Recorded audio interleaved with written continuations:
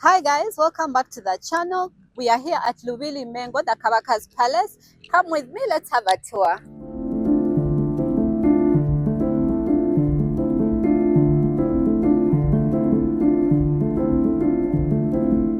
Meet Joel, who is going to be our tour guide for today. Hi Joel. Hello. You're welcome to the King's Palace. My name is Joel, and I'm glad to be your tour guide. Yeah, the country we are in is Uganda, but here we are in the Buganda Kingdom, and we shall talk more about Buganda Kingdom, which is the biggest kingdom here in Uganda, East Africa, and Central Africa.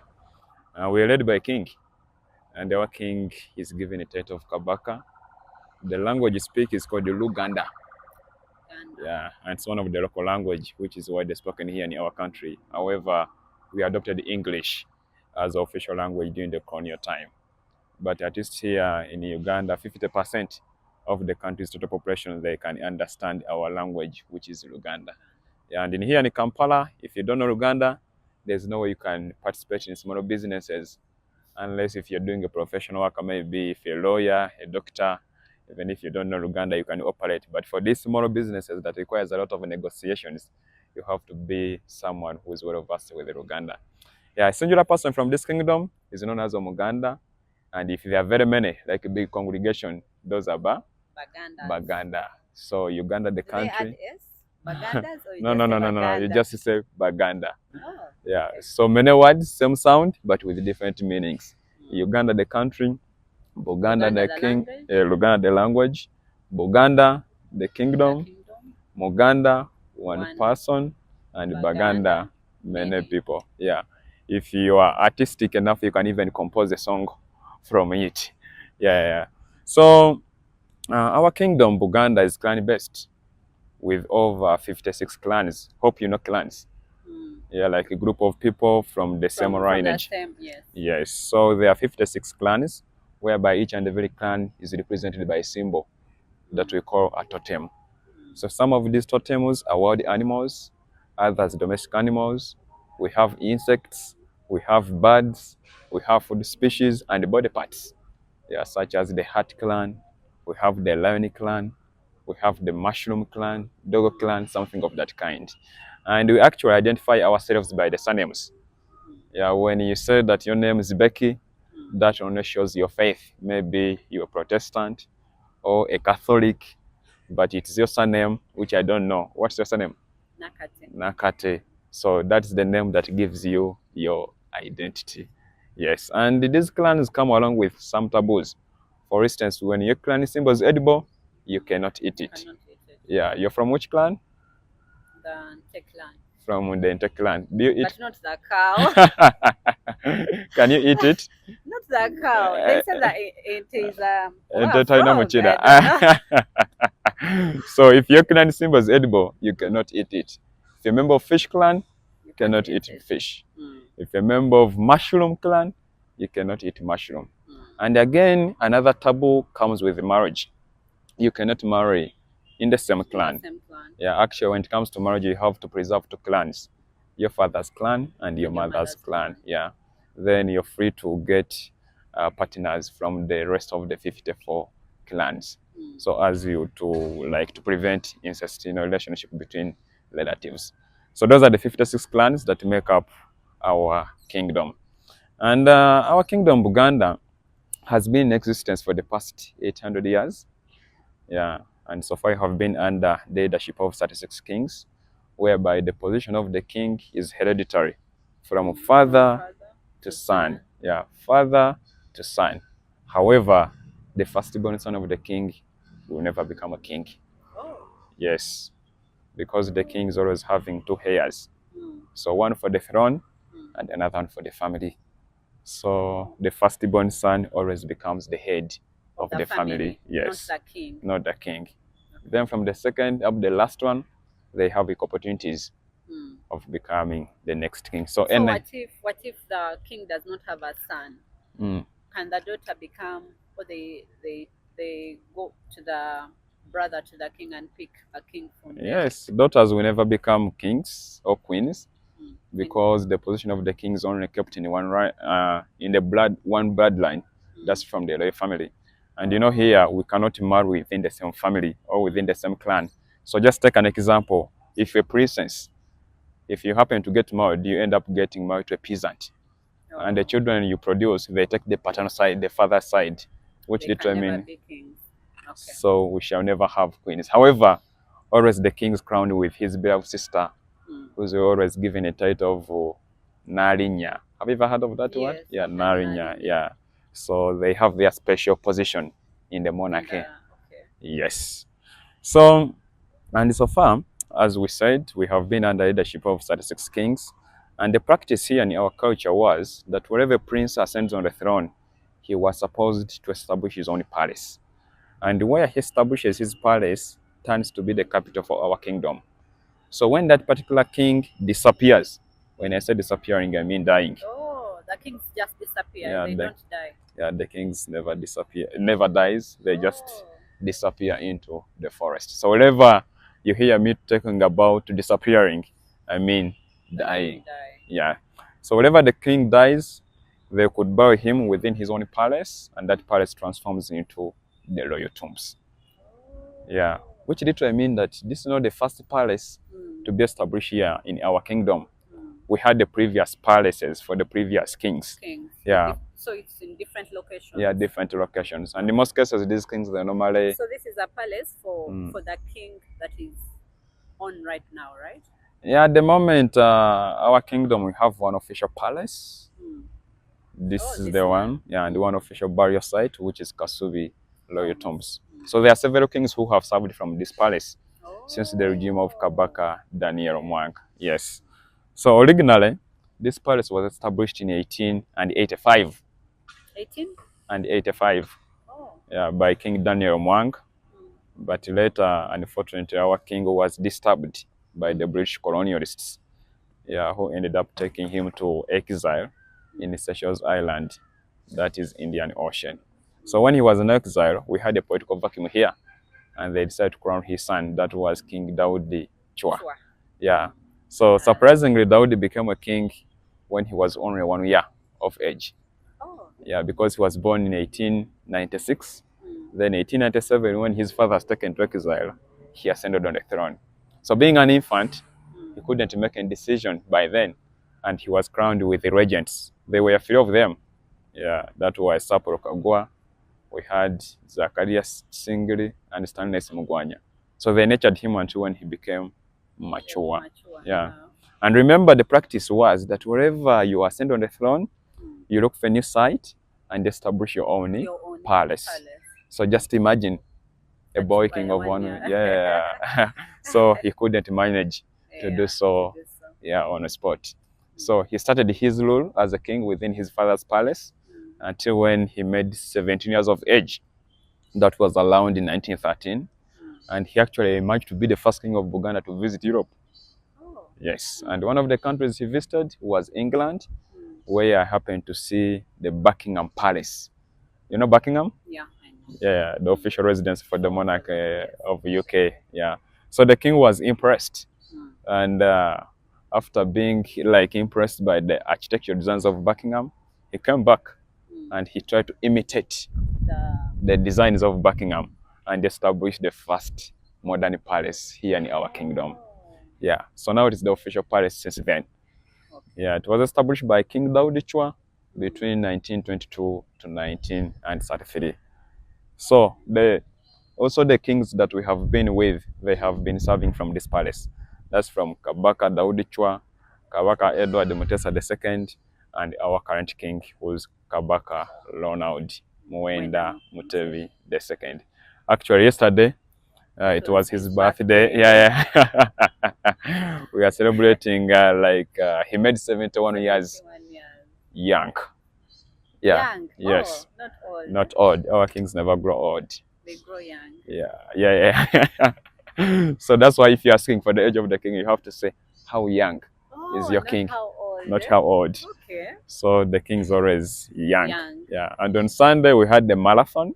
Yes. I don't know whether. The Kabaka's run. Yeah, the Kabaka birthday run is one of the biggest marathons we have here. In the country, yes. Not in the country, in the Africa. In Africa. And if not in Africa, in the whole world. Yeah. It's massive. Yes. So Yeah.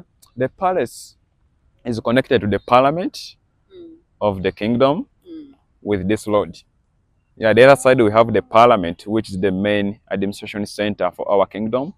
And then we have this lord, which connects the king's palace to the parliament. We call it the royal mile. Oh, this is the royal mile. Yeah, one From the royal mile. parliament Yes, to the palace. the palace. Yeah. Actually, locally, we call it Kabaka and Jagala Road, which literally this means. is the Kabaka and Jagala. Yes. Hey, okay. The king loves me, Lord. You can easily translate it into English like the king loves me, Lord. Yeah. Okay. And this royal mile has got two unique features, and these are the roundabouts. One of them is here within the courtyard of the king's palace. So, I see blocks. What happens? Is it only the king that's supposed to pass? Yes. Oh. So when the king's traveling around this mile, he doesn't go around. He just goes. Yeah, they have to open for him, and he passes in the middle. Can a person walk through him? Never. Oh. Yeah. So this is one of the roundabouts. The other cars just take the round. They have to go around. The king that's supposed to Yes. Here. Yes. Okay. Not only through this, but also there's another one amidst the road of this royal mile. Is made of the statue of the spirited. When we are coming. Yeah. So again, when the king's traveling around this road, they have to open for also the other roundabout, and he passes in the middle. Yes. Yeah. Then alongside the royal mile, it is beautified with the statues of our clans. Yeah, if you walk along it, you can see them, like monkeys, like elephants, buffaloes, lions. Those are our clans. Yes.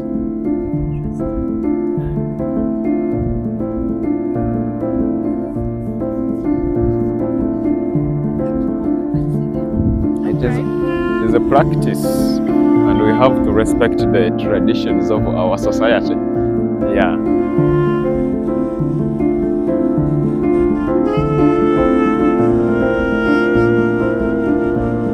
So traditionally, our palace is supposed to be surrounded by a royal enclosure, which is made of these reeds.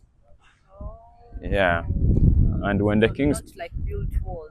Yeah, of course, even if you have the other structure which is made of bricks and cement, but traditionally, it has to have these reeds, and when the king's still alive, these reeds are supposed to be having irregular sizes, like different sizes, which symbolizes that the king is still alive. Oh, not the same size? Yes. So when you visit areas like Kasubiloyo tombs, Wamala tombs, where the kings are buried, you find a reed fence when the reeds are chopped. The chopped off. Yeah. On the same level to symbolize that the king's that side or they died. Yeah. So this design was from the UK? Yeah.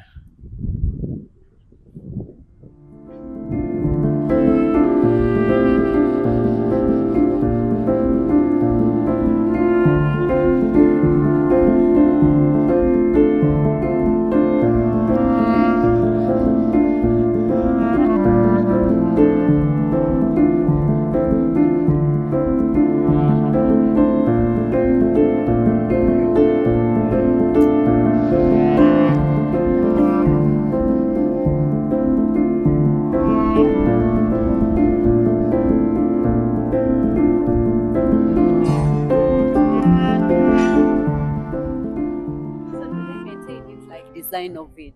Yeah, they keep on rehabilitating it. Actually, in 1962, when we attained our independence, our king by then, he was known as King Edward Frederick Mutesa II, emerged to be the first president of this country. Yeah, with Dr. Milton Obote as the executive prime minister. But later, due to power struggles, Obote, the prime minister, ordered Idi Amin, who was the army commander, to come here and attack the king's palace. So they attacked it, they vandalized part of it, and our king was overthrown from the position of the presidency, and he ended up in exile. Yeah, in London. Yeah. Then Obote, 1966, he declared himself to be the second president of this country. Yeah. And due to his desire to suffocate opposition from the monarchies, a year later, 1967, he abolished kingdoms. Oh, that's how kingdoms were abolished. Yeah. First. So we spent a period of 27 years without a king, without monarchies here. Oh. Yeah, we had the crown prince, but the constitution. Which year was that? From 1967 up to 1993. Yes. Of course, we had the crown prince. As Buganda, we are recognizing him to be a king, but by that time we were considering him to be the head of the clan leaders because the constitution was no longer recognizing the monarchies. Yeah, and during that period when we never had monarchies, this place was serving as military barracks.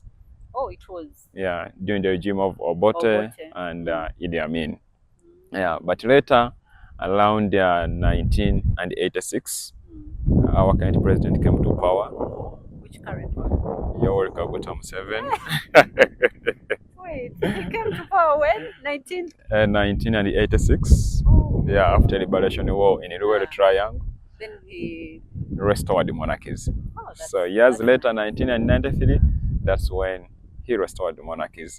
And we started having kings. Yeah. And kingdoms again. And that's when our king was crowned on 31st July 1993. Yeah. And he has been serving as a king for the last 33 years. Yeah. Yes. Yeah. So on this palace grounds, there are other things apart from the palace itself. We have the schools on the same ground. Where? Yeah, there's a secondary school down here. It's called the Lubiri High School. Oh, it's part of the palace. Yeah, it was established by the king. We have also the primary school down here. It's called the Lubiri Nabageka Primary School.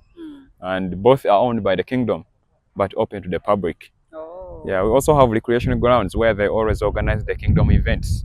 How about here? Do people organize events here, or it's only Kabaka? No, only the king's. You know, I told you yesterday it was the king's birthday, and he had invited his friends for a dinner. For a dinner. Okay. Yes. So those other recreation grounds are down there. They're like playgrounds where they always organize some kingdom functions. Like on Sunday we had the marathon. It was organized down there. We always have the biggest end of the year event here in our country is organized on Sunday. Yeah, and always the king attends to flag off the new year. Yeah. It always occurs on 31st December of every year. Yeah, and there are also other plantations of coffee and bananas, and we have a few settlements of people. Yeah. So we shall go this way.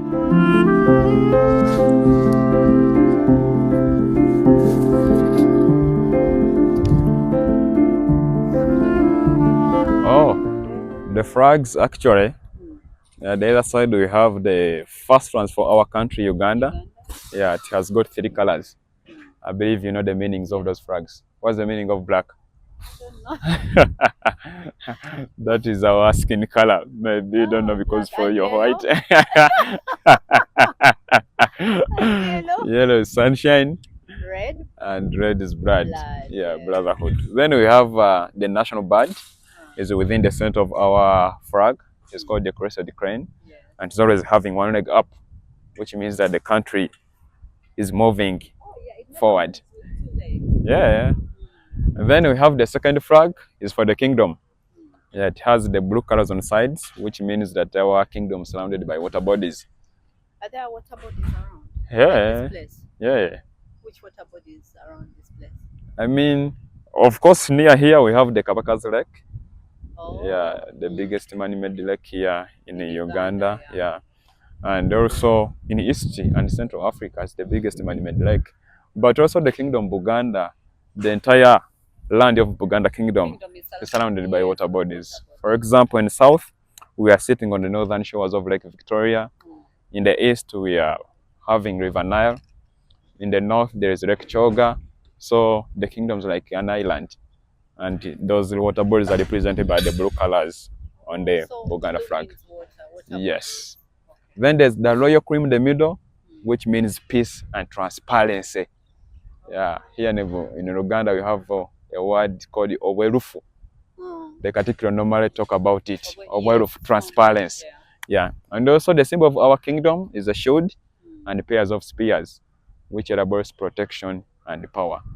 Yeah, the shield protect you and the spear to fight back. And there's a lion lying below, which symbolizes our king. Yeah, we consider our king to be a lion. Then on the third pole, they normally put the king's flag when he's around. Yeah, it's maroon color. When the king's around, they raise it. Yeah, when he's not around, he's not yet here. But maybe, you never know. He might come. Yes. Okay. Yeah. It's only you people that are in here get to know that this flag means like that one. If you're just coming and you see 3 of them, you can't tell. If it's your first time to come. Yeah, that's why it is always very good to tour and you learn. Yeah. For example, if you come for the second time, and you can tell. Yeah. But if it's your first time and you don't know, you just look hangers.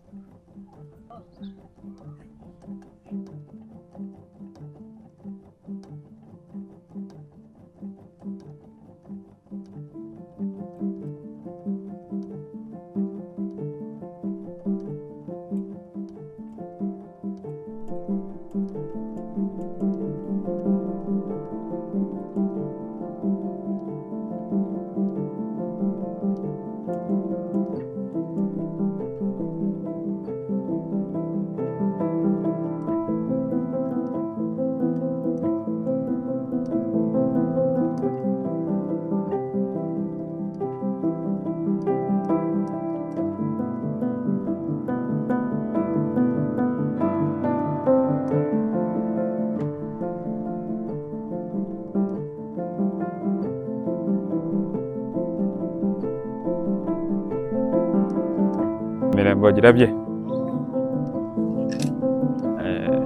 Is this a hill? Yeah, I told you. Is Mengo part of the hills in Kampala? Yeah, Kampala is the name of our capital city here in Uganda, and is known to be a city of 7 hills. Yes. So one of the. But now they added some. Those are minor. Those are minor hills. We are talking about the 7.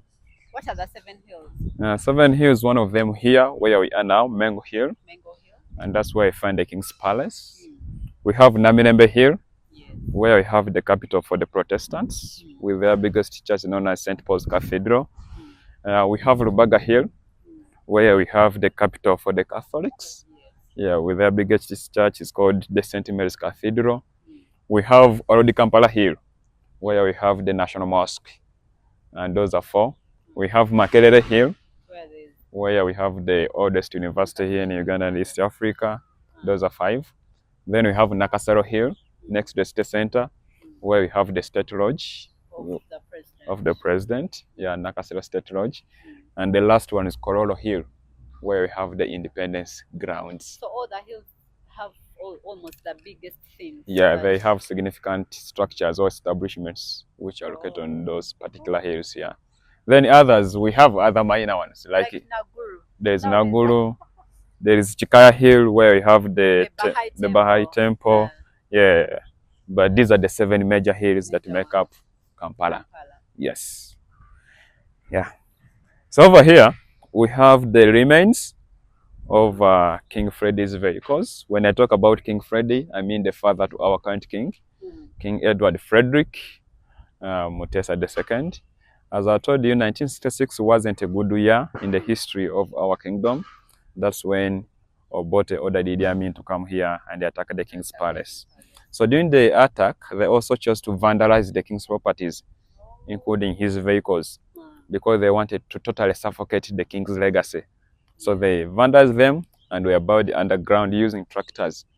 But later, when the kingdoms are restored, the management of our kingdom decided to restore these remains, for the people to learn about the history of the country, so that when they become leaders, they don't do the same mistakes. Expensive cars. Where did the kingdom get a lot of money to buy? The king's the landlord. Actually, by that time, our king was considered to be one of the richest people, and the king is always the richest people here in our monarchy, because he's the landlord of the land. Yeah. Or not only the land. Actually, here, we always give our kings many names. And one of the names which is given to our king is Sebintu. Oh, all the things belong to the king. Yes, all the good things belong to the king. And actually, our king used to enjoy expensive rides. Maybe he had a good taste. Here, it is a group of 3 vehicles. They couldn't collect the entire parts because it was a long period of time. So they just collected parts of them. Yeah. Like this one is a board of a Daimler. Yeah, it is a Daimler Benz. This is made from German. Yeah. This frame is for Cadillac, made from US. And behind here, there are some rooms for Rolls Royce. Oh, even had a Rolls Royce. Yeah, not only one. Oh, he had many. Yeah. This is a Rolls Royce. Oh. If you see that label. Yeah, the label. Yeah. So this car's been here for how many years? So many years. Just imagine from the regime of King Freddy up to date. Yeah. He had another Rolls Royce which was kept at the National Museum. But now the kingdom claimed for it. It was repaired and is now functioning. It was actually, the king is keeping it as a souvenir. Okay. Actually, they gave it to him as a gift when he was celebrating one of his birthdays. Yeah.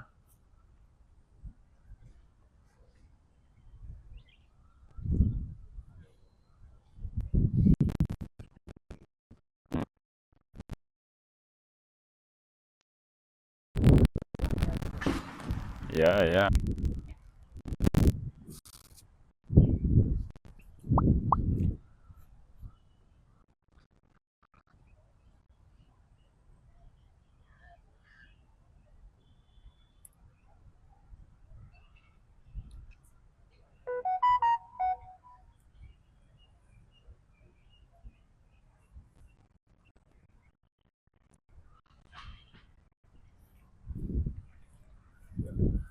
So we are moving towards the Idi Amin's canon. Yeah, as I told you that in 1967, when Obote abolished monarchies, this place was now serving as a military barracks. Yes. Yeah, during that time. And when Amin came to power, that was 1971, he also continued to use it as a military barracks. But later, 1979, Obote organized from Tanzania. He actually got support from Julius Nyerere, who provided him with the Tanzanian forces that collaborated with the Ugandans who were living in exile in Tanzania to come back and fight against Idi Amin. But after Amin hearing about those rumors, he also didn't sit down. He prepared himself and he went ahead and requested for military support from his colleague known as Colonel Muammar Gaddafi of Libya. Yeah. And Gaddafi actually gifted him with 10 pieces of cannons of those kinds. But unfortunately, to Idi Amin's side, he was defeated. And later, when the kingdoms were restored, this land was given back to the kingdom because the place was no longer military barracks. Now it was the king's place. So the central government was supposed to demilitarize, like to take away everything that related to army.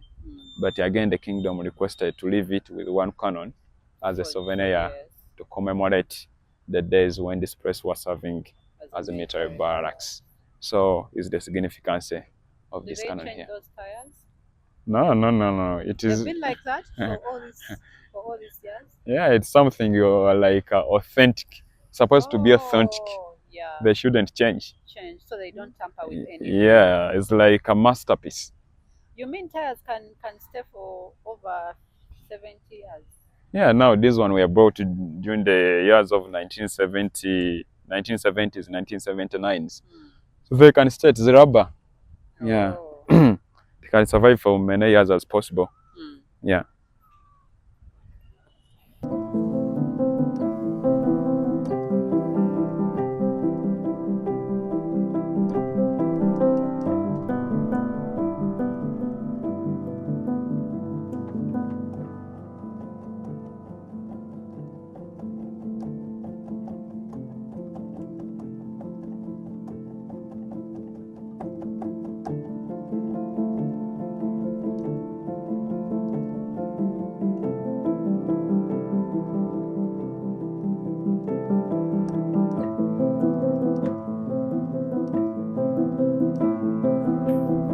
Okay, so here we are going to learn about our oldest fabric, which is known as a backcloth. Yeah, like this attire thing which I'm putting on, it is imitating the Baka cloth. Yeah, you know the Baka cloth? Yes. What is it in Uganda? Olubugo. Orubugo. Yeah. You know, back then, before the coming of these clothes, the cotton and silk, People were wearing backcloth. Even before the backcloth, they were putting on these tree leaves. And Oh. yeah, and sometimes animal skins. Someone could arrange the tree leaves alongside her body parts to cover up those parts. Maybe she thinks or he thinks that they are more important. I don't know for you. Which one would you cover? Maybe the face. But let alone when you reached the 14th century, there was a wise man from this kingdom who came up with an idea of making a cloth from the skin of a fig tree. Yeah, that is Wamala from the Ota clan. So it comes from this tree? From this tree. We call it the fig tree. The scientists, they call it the Ficus naturalis, but in our local language, we call it Omotuba. Yeah. This is Omotuba. So they cut and get off the cloth? Yeah, they cut the upper and the lower part of the fig tree, then they peel off the back. So is it easy to peel off or it's not? It needs some skills. There are those people who are skilled in doing it. So how many of these do you have in this palace? There are so many, I cannot count them. This palace is sitting on over 260 acres. I never walked the entire place, so there are so many. Yeah. So they peel off the back, but when you're peeling off the back, you have to be very sensitive so that you don't destroy the cambium. The cambium is like a membrane or a thin layer inside which separates the bark from the wood. Yeah, because when you destroy it, the tree automatically dies out. And remember, we are very sensitive with the environment. We still need the tree. Yeah, so what you do, you sensitively remove the bark, then you get the banana leaves, you tie them around the tree. Oh, so that it can. Yes, like a bandage to prevent it from the direct sunshine. Then after a period of 8 to 10 months, that layer is made of two types. We have the masticular cambium, which it grows inwards towards the wood, and it gives it the capacity to continue growing bigger. Then we have the cococambium, which grows outwards to form a new bark, which literally means that the activity is eco-friendly. If you try to see these scars, this was the first layer. Now this was the second layer. And this now the third layer. So at any particular time, someone can come, remove this one, do the same process, and it come again back. Yeah. So let us see here how it is practically done.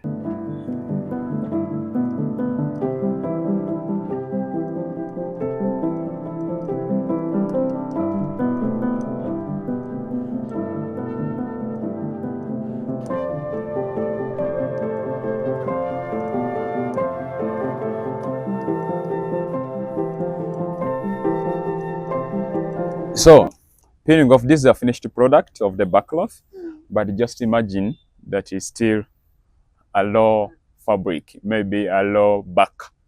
Yeah, so after getting it from the tree, you have to bring it on a wooden beam like this one. Yeah, supposed to be wooden. Then, these are the pounding tools that we use to pound this fabric. There are supposed to be like 3 or 4 of them, and they differ depending on the size of the grooves. So you always start the process of pounding using a mallet with bigger grooves.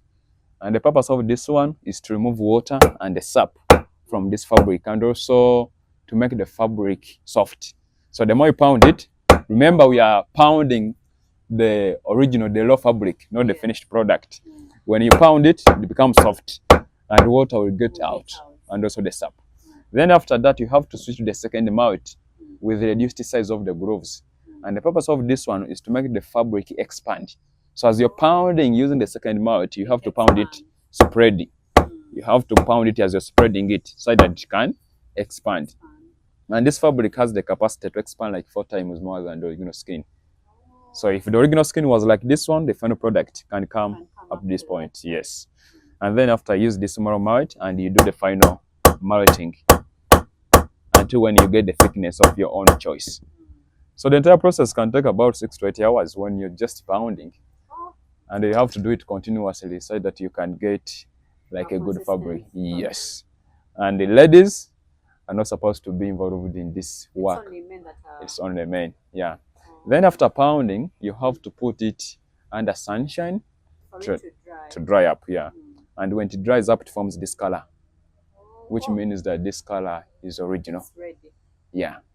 It is original, it's not paint. And the fabric is very durable. It can last for more than 100 years. Yeah. provided it's not exposed to water. It doesn't like water because it is an organic fabric. Oh, so you have to keep it where there's no water. Yes. And it has got a number of purposes, both locally and internationally. Locally, it was our first cloth. They served as beddings. It is a mosquito repellent, yeah. This is a, really? Yeah. When it catches fire, the smoke it produces repels mosquitoes. Yeah. And in 2005, UNESCO gazetted the fabric as a masterpiece of human creativity. Yeah. This one, eh? Yes. Oh. So today, and it is very soft. Is it because you keep pounding it all the time? Yeah. Well, no. After, when it is red, it's always like leather. Soft, eh? Yeah, it's always soft. Yeah. Okay. Yeah. So after being recognized by UNESCO, now the fabric attracted the world market. Now it is exported to countries like Germany to make seat covers in the Mercedes Benz. I saw a house that had like that as a carpet. Is it allowed to step on it or something? Yeah, it depends on someone's interest. Yeah, they use them to make cushions. Yeah, it is also exported to. They need a lot to make seat covers. You know, expensive things always call for high prices. If something is valuable, it means you have to incur.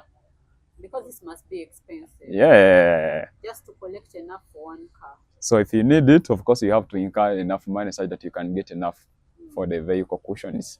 Does the money come back to the kingdom? In one or the other, of course, because it's only manufactured here in our kingdom. Yeah. Oh. So some comes back directly, others indirectly. But also the natives who are actively involved in the activity of pounding. They also benefit. Yes. It's like a chain. Yeah.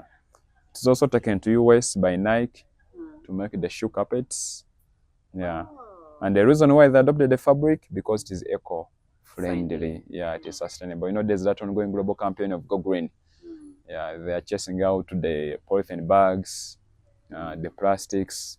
Now they want these eco-friendly materials. Yeah. And you said it's long-lasting. Yeah. And also other people who are gifted with the natural talents of maybe making craft, art. Yeah, they use them. And the visitors like it because in most cases, visitors prefer something which is unique. Oh, yes. Yeah. So something they can't get anywhere else. Yeah. So now we are going to slope to the... yeah, that's a board game. Yeah. It is nice for learning mathematics. Yeah. And it's also only played by men. Hey, not ladies. Not ladies, yeah. So there are so many things ladies can't do still. Yeah, you know, back then,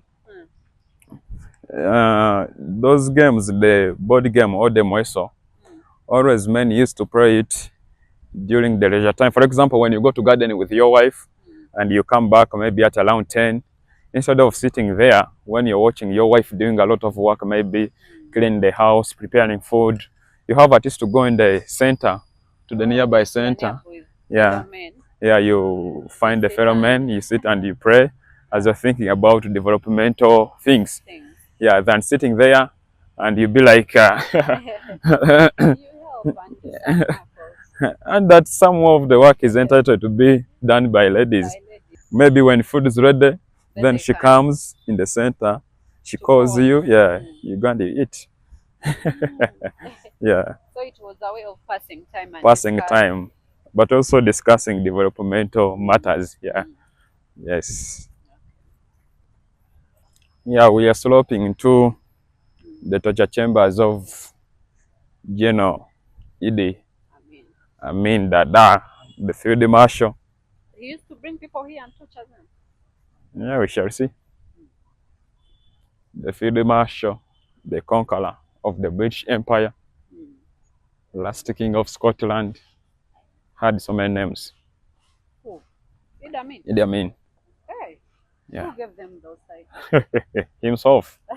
He loved himself so much. Yeah. So where we are now, we are at the torture chambers of General Idi Amin Dada. Yeah.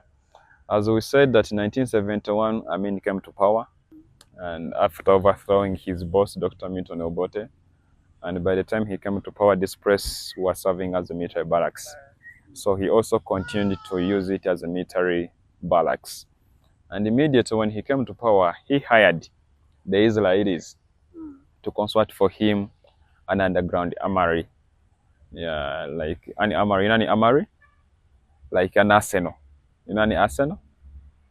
I don't mean the football team. Like an arsenal is a place where they keep the weapons. Same as armory. Yeah, like where they keep the weapons like guns, gunpowder, and the other ammunition items. So initially, it was for keeping the ammunition. But later, after 8 months, after manifesting political opposition from the supporters of Obote and also from other intellectuals, that is to say the teachers, the lawyers, the university professors, the clergy. You know, the elites are fond of criticizing the government because, yeah, they know what is happening in their country, what is happening in the other countries, what's supposed to be done, what is being done wrongly. So they are fond of criticizing the government. So he targeted such kind of people who used to oppose his government. Yeah. And many of them were picked from Kampala, the state center. To this place. Yeah, and around the suburbs of Kampala. They blindfolded them, and after those people were forced into the boots of saloon cars, those metal vehicles. So they drive them around the Kampala for about 6 to 8 hours. Oh, until they are tired. Yeah, to confuse their minds. Yeah, it's not this place they're coming. Yeah. Because it was just closed. So by the time they reached here, they couldn't tell where exactly we are. Maybe they from a long distance. Yeah, exactly. Maybe they're taken far away, maybe in northern Uganda or far eastern or far western. Yet they are still rotating around Kampala. Yeah. So then after, they would be brought here and they were subjected into continuous process of torturing until when they died and lost their lives. Yeah. So we are going to proceed and we'll see what exactly happened to them. Yeah.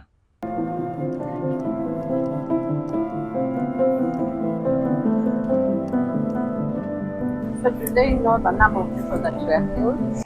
Yeah, some books, most of the books they show about 19,000 people are estimated to have died during that period.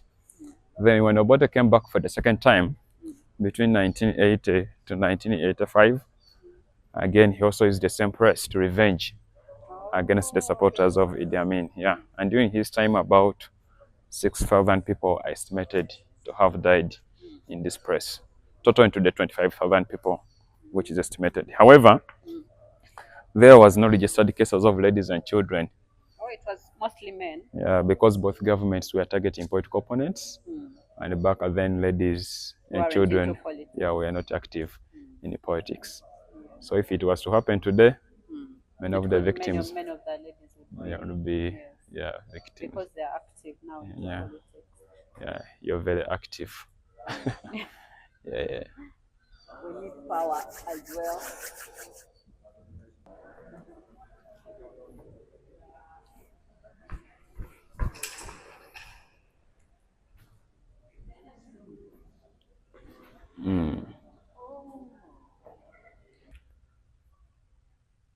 After bringing these people here, they would be subjected to stand in electrified water. If you try to see those black level lines on the walls, they are showing the level of water, which literally means that this space was occupied with water. Yeah, and this water was connected to electricity. If you try to see the other side, those are electric wires, and the electric switch was built to be this side. So they would switch on, switch off, as a way of shocking these people to get information from them, which is pertaining the missions of the political opponents. And then after these people, we are forced into these cells.